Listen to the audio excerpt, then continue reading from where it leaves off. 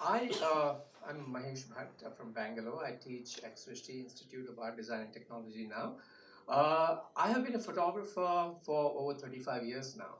Started off in sometime in 1985 in a small town, Bangalore, and that's one of my first pictures. Very first. I don't even remember, maybe 85, 84. On a rainy day during peak traffic hour in Bangalore. You know, and it was completely unknown place because when I in '86 I was shooting some images. I put a set of silver gelatin prints. I came to Delhi. I wanted to be a photojournalist. So I wanted to meet few photographers, Raghu Rai, T.S. Satyan, whom I knew, and luckily I met Paul Saab through Satyan. And I came in, nobody had heard of Mangalore. Even Paul Saab didn't know about Mangalore. Bangalore, we know about Bangalore. Bangalore, we don't know. So, that small a town it was. It was a very different India. I'm sure some of you know how the 80s were. You had to wait for 5 years to get a telephone connection in Bangalore. There was 250% duty on cameras. Okay, so we bought all our cameras, equipment, and everything till mid 90s from the friendly neighborhood smuggler in Bangalore. We had a friendly neighborhood smuggler who, I have my F3, which I bought in '88, still working in condition. There's no bills, no invoices, no guarantee, nothing. It is one piece that came in front of you. You take it or leave it. No bargaining, nothing at all. So that's there was a bit of black and white, couple of developers available, D76, Microdol, Rodinol, and that's about it. And some film, alpha paper, pretty ordinary to print. Color was really bad because E6 kits used to come with cockroaches in it. Really?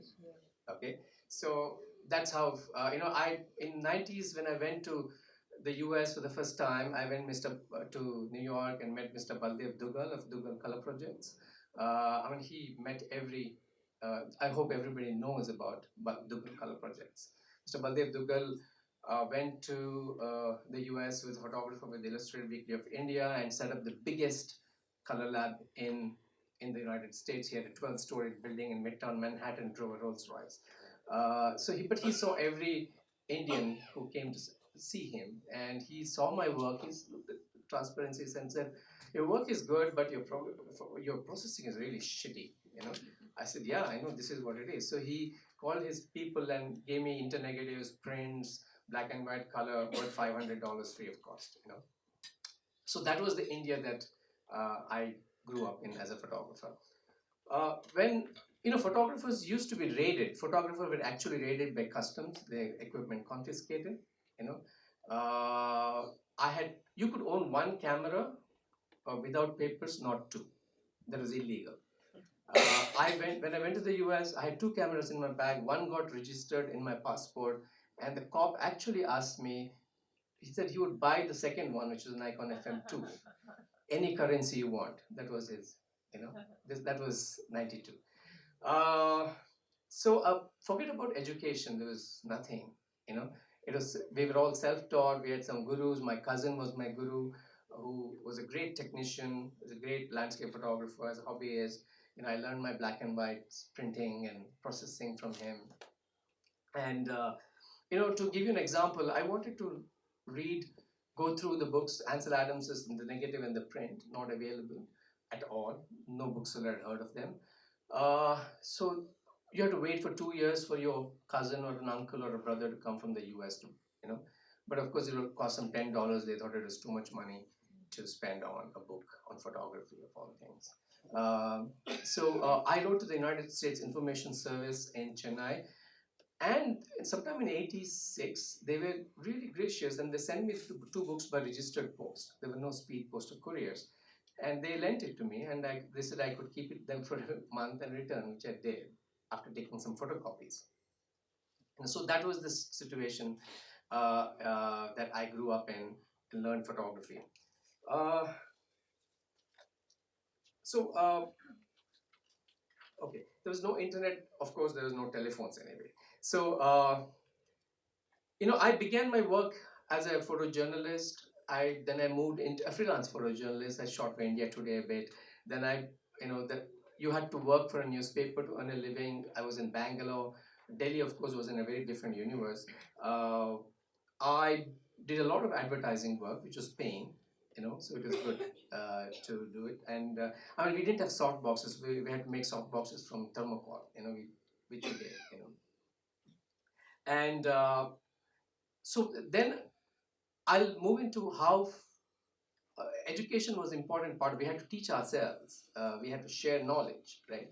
So as I was doing advertising work, some of us formed an association called IPA, that is Advertising and Industrial Photographers Association. And in 91, we did something called New School, which was, I think, India's first photography festival or symposium for 3 days in Bangalore, concentrating on still life, fashion, commercial photography. We had Hideki Fuji from Japan, Adrian Flowers from London, and a lot of Indian photographers and art directors, Elsie Nanji, Prashantanu Shori, Ashok Salia, and Hardev Singh, who spoke about their craft. Uh, we really don't have much records of it. I think that some photographs before that. This was we were shooting in Mangalore. That's PT Usha.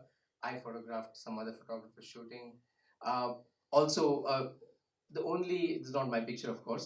All the we could get the only information that was from American Photographer magazine that used to come to India 3 months after it was published, so we could read what was happening across the world. So we didn't get much information from Europe or other parts of the world at that time. So that was me in '91 shooting with Ketan Mehta for a film. That's the Nikon F3 I still have that I bought from a friendly neighborhood smuggler. You know, this was a couple of pictures of New School. You know, uh, in the evening, sitting and discussing. It was a 3-day festival. Uh, I just found some audio tapes of all the lectures that was with me, and luckily, even after '91, it's about 28 years, they're still in good condition. I've recently digitized all the talks. They have found somebody who could digitize the tapes, and I hope to put it out on SoundCloud and share it with others soon. It's all there, and some of the records of what part of Indian photographic history. You know, uh, okay, then that was New School happened. It happened in Delhi in New School in '93. IPA. Another thing, what IPA did was to lobby with the government to reduce duties. You know, because if we didn't have cameras to work with, what are we going to do, right? So.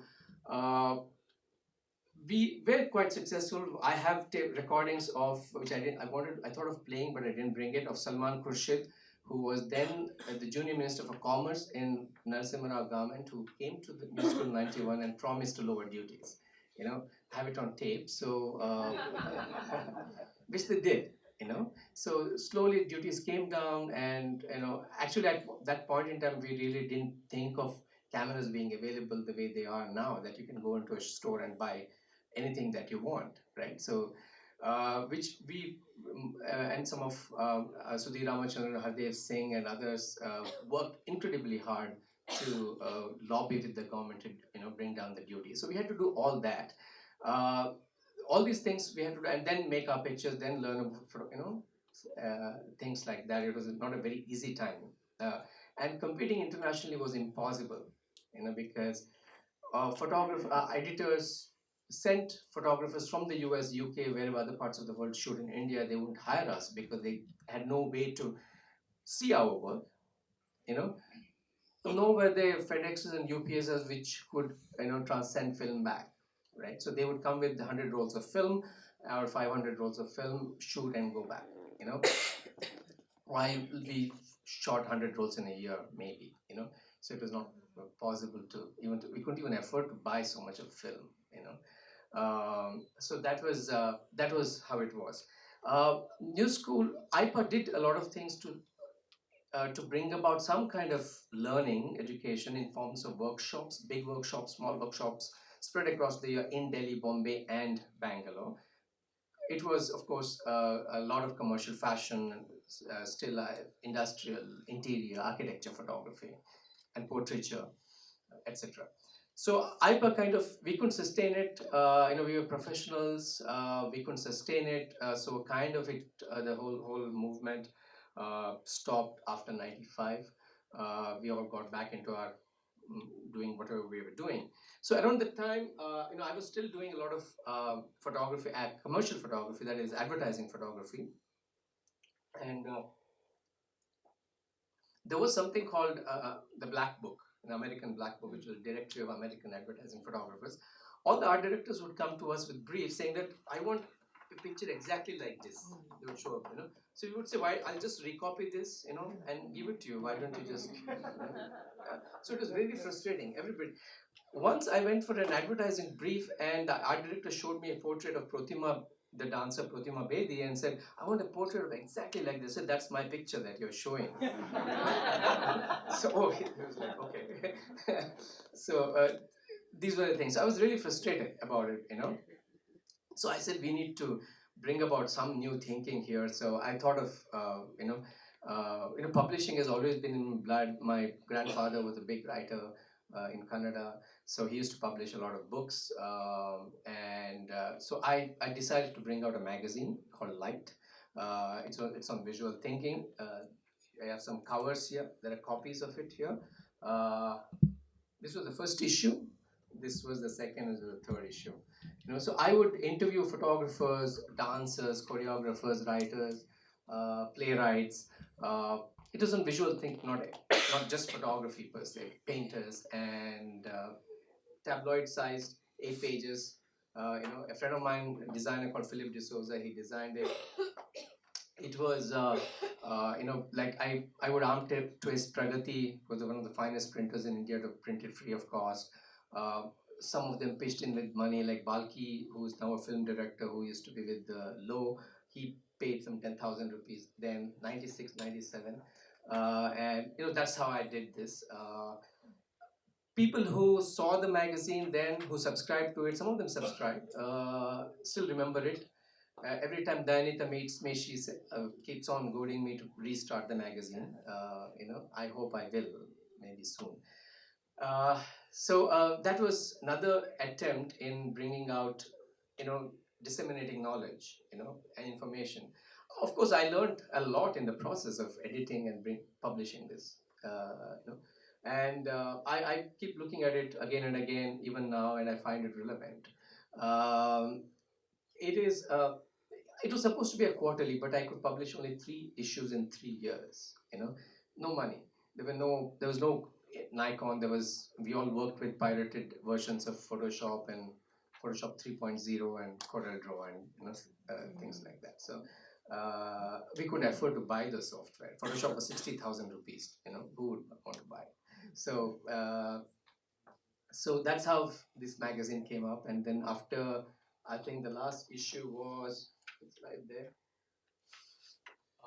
98, and then I stopped it. I couldn't do it anymore.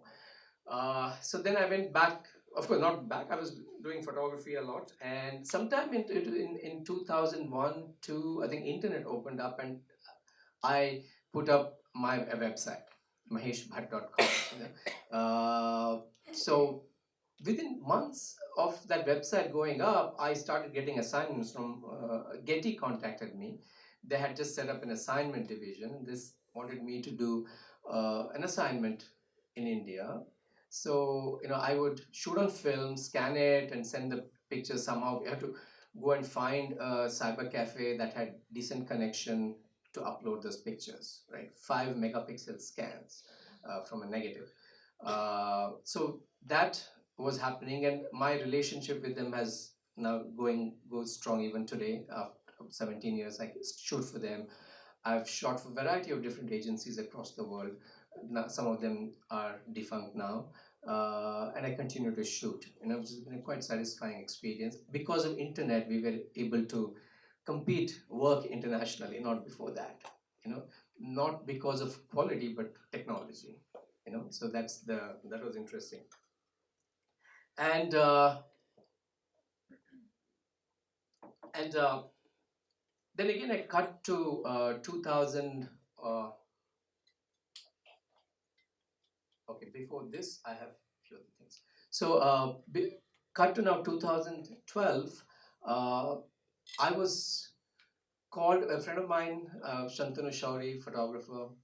He called me one day. He was in Pune, and said that uh, Symbiosis had asked him to do. I mean, it 5 more minutes. Uh, asked him to start a course at Symbiosis Pune. So I went. Would I work with him? So I was really happy that I wanted to, and so I went to Pune. And since Symbiosis was and is a university, I said, don't do a 6 month 1 year course. Why don't you offer a 3 year degree program? So we both of us convinced them, and we wrote the curriculum for the first 3 year degree program in photography. But we had to leave within 6 months. Things didn't work out. So Shantanu started his own school in Goa called the One School Goa.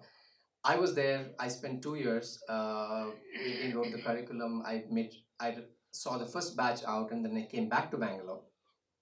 To Then I started working at Srishti. You know, at Srishti. Let me come back to this. Yeah, this is my studio at Srishti. The Geeta Narayan, the director, she's given me an offer that I cannot refuse. I have a studio. It's not a setup shot. That's how it is all the time. Uh, we have great printers. We have all the equipment, and recently I've also set up. This is a working 2024 camera that we have. That some of you saw it at Aditya's place. We have a working model of that. This is while setting it up. This is an early picture of a dark room that we set up, which is in a beautiful, huge dark room, which is working right now. Alan Parker, my colleague, has been living there since in the dark room since the beginning of the academic year. So students are using. We're doing a lot of work there. So that's my work at Srishti. I have a lot of freedom to do my work and my own personal work as well. Uh, the challenge, of course, is that Srishti being a design school, its photography is a module, and how to teach and what to teach is always an issue. So I've been talking to deans, including Meena, on as to how to increase the number of courses and workshops next year onwards. Hopefully, we're going to be able to do that. There's a lot of interest in photography. We have a film at BFA in film, so there's a lot of film students who are interested in photography as well. Another quickly, uh, I'm talking about my work is my really satisfying work that I've been doing since 2004 is a project called Unsung. Unsung.in is a website which started as a book on unsung heroes of India, people who have contributed to society against personal odds. I started the project in 2004 with writer Anita Pratap, published the first volume in 2007, the second volume in 2016, and the third volume was a show at the Serendipity Festival, which was commissioned by Serendipity Festival, and I curated as a special project, which still going on. We have set up Unsung Foundation. First, there are copies here that you can see. The first volume that you can see on the left has sold over 6,000 copies, raised over 90 lakhs, 9 million rupees for the causes of the heroes. The second volume is a short number run. It's about 500 copies sold. Third is yet to be made into a book, hopefully soon. I have set up Unsung Foundation, and in the name of my dear friend Jayadev, who was one of the champions of Indian photography, is from Bangalore. Most of you won't know him. I don't have time to talk about him. He was the brain behind this MITEC Directory of Photographers. The volumes were published in the 80s and 90s. I set up a grant. It's a no strings attached grant for documentary photography of 1 lakh rupees. We gave the first grant to Karen Dyes last year. It was she's studying, doing an MFA in the US right now at Parsons. His family didn't want the name to be continued for his name, since he was a very low-key guy. They didn't want a grant in his name for whatever reason. Respecting that, we have changed it into Unsung Foundation Srishti DigiLife Grant for Photography. Srishti, this is a different Srishti. This is, they're a distributor of photographic product, an enlightened company. So they have come forward to fund 1 lakh rupee no strings attached grant. That means you can't apply for this grant. We nominate, and the independent jury selects the awardee, and 1 lakh is given to the person to pursue their own practice. We are in the process of selection. Dinesh Khanna and one of my colleagues, how can I forget? Your, no, your Aisha, sorry, don't tell her. Aisha Abraham, she is, they're the jurors, and we should be able to announce the winner in the next couple of weeks. So this is, Unsung Foundation is just one person, that's me. I publish books. I'm also right now, I published 3 books. This is my house from the view from where the terrace, and no filters. Uh, and this is a very important part of time. I know, 1 minute. Part of my work. It's a 345-acre grassland. Right next to it is a 5,000-acre scrub forest. I'm trying to preserve it. Hopefully, it's going to be declared as a conservation reserve. A lot of our class at Srishti happens there on these grasslands and forests. In fact, I'll be taking my students soon there. So it's part of what I do. Environmental work. I teach environmental activism at Srishti, but use photography, films to do that. That's me. This is part of my teaching work. That's why I'm showing this, right?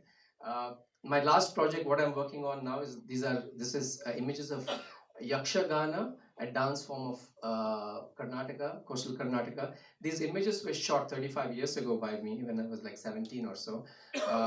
This is authentic makeup of this dance form, and this is my father's work. He was a scholar. So these are the restored images. We've just scanned and restored the images, and hopefully we're coming out as a book.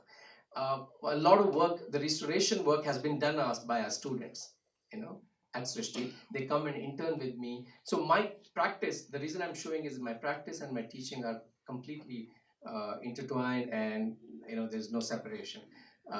So my students work with me on my books, real life projects, and learn, not just in classroom. There are a lot of other things to talk, no time. Thanks. Just one more. I completely forgot. I had to leave you with this image in the troubled times, especially. This is the festival that goes on in Bangalore. For the last several hundred years, it's been going on, still going on. Where not just Hindus, the Hindu deities go into a dargah. Okay, and this is called Karaga. I think it's very important in today's time to show this image. It's one of my most touching, my own very important pictures for me. It'll happen in the next couple of months again in Bangalore. I showed you the first picture that I shot. One of the first pictures, the last one that I shot in December in Manipur, of a protest against the Citizenship Amendment Act at the Cutmm market and this is the last formal portrait of Devika Rani that I shot at Ashok Hotel in Bangalore where they were living. Thank you.